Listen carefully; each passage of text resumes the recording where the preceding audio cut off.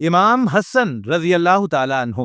جو کہ ہمارے پیارے نبی حضرت محمد مصطفیٰ صلی اللہ علیہ وآلہ وسلم کے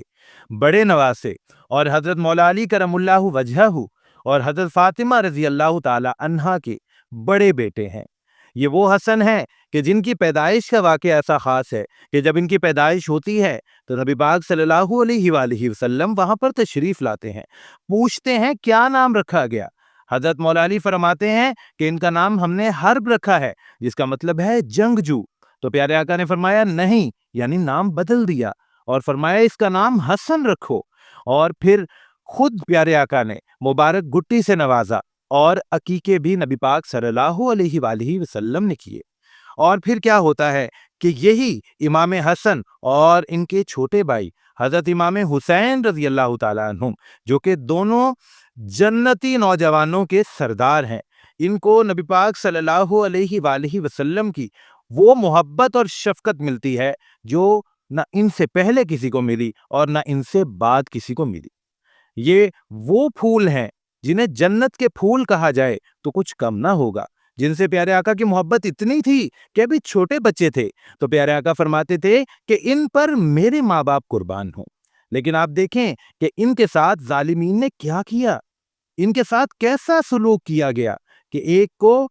زہر دے دیا گیا اور ایک کو کربلا میں شہید کر دیا گیا۔ حضرت امام حسن رضی اللہ تعالیٰ عنہ کا واقعہ سنیے کہ انہیں ایک نہیں بلکہ کہا جاتا ہے کہ 3 مرتبہ زہر دیا گیا۔ اب زہر دینے والے کے کام دیکھیں کہ تو کسے زہر دے رہا ہے، جو اللہ کے کتنے قریب ہیں۔ پیارے آقا نے فرمایا جس کا مفہوم ہے کہ یا اللہ جو ان سے پیار کرے تو ان سے پیار کر، اور جو ان سے بغض رکھے تو ان سے بغض رکھ۔ اس زہر دینے والے کو اتنا پتہ نہیں تھا کیا کہ یہ کون ہے، بلکہ آپ دیکھیں کہ یہ امت کے ایسے لوگ بھی تھے جنہوں نے نبی کے نواسوں کو قتل کیا ہے، جنہوں نے نبی کے نواسوں کے ساتھ یہ سلوک کیا ہے۔ پھر حضرت امام حسن علیہ السلام کو پہلے جب زہر دیا گیا تو اس کا اثر کچھ کم تھا،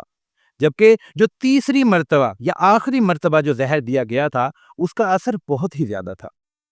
اب جب اس زہر کا اثر جسم پر اترتا ہے تو ایسی کیفیت ہوتی ہے کہ کچھ لوگ جگر اور کچھ صرف انتڑیوں کا ذکر کرتے ہیں کہ ایک کٹ کٹ کر پاخانے کے راستے خارج ہونے لگی تھی اور پاخانے سے خون جاری ہو گیا تھا۔ اب آپ دیکھیں ایک زندہ انسان کی انتڑیاں اگر کٹنے لگیں، ان کے ٹکڑے ہونے لگیں اور وہ اس طرح خارج ہوں تو کتنی تکلیف ہوتی ہے۔ بتایا جاتا ہے کہ امام مچھلی کی طرح تڑپتے تھے،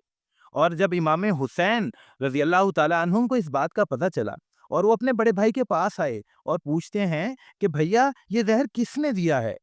مجھے بتائیں۔ امام حسن فرماتے ہیں کہ کیا کرو گے، تم اسے قتل کرو گے؟ امام حسین فرماتے ہیں ہاں میں اسے قتل کروں گا۔ تو امام حسن نہیں بتاتے اور فرماتے ہیں جس کا مفہوم ہے کہ اگر وہی ہے جو میرے ذہن میں ہے تو میں اس سے خود بدلہ لے لوں گا اگر میں ٹھیک ہو گیا تو،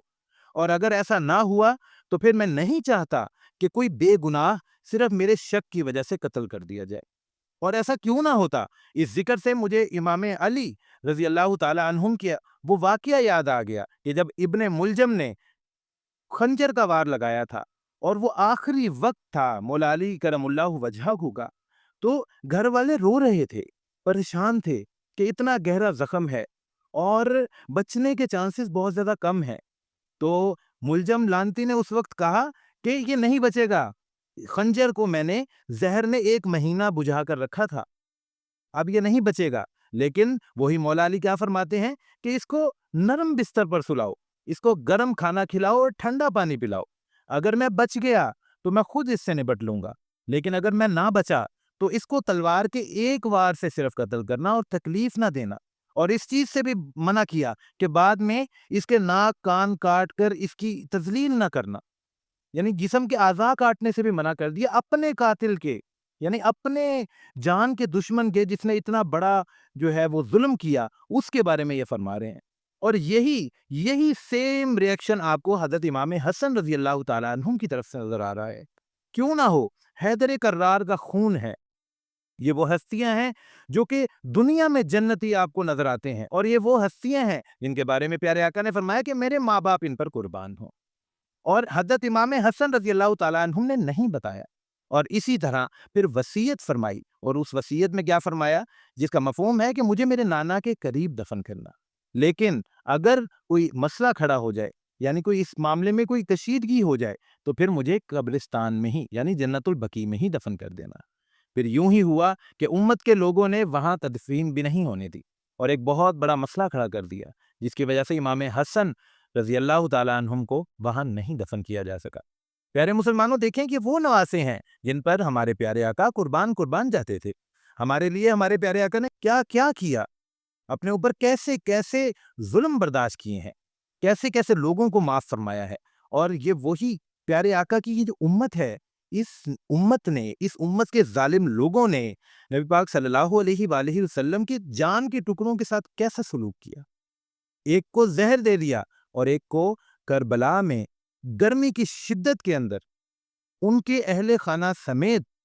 کتنا بڑا ظلم کیا کہ ان کو، ان کے بچوں کو، ان کے بھائیوں کو قتل کر دیا۔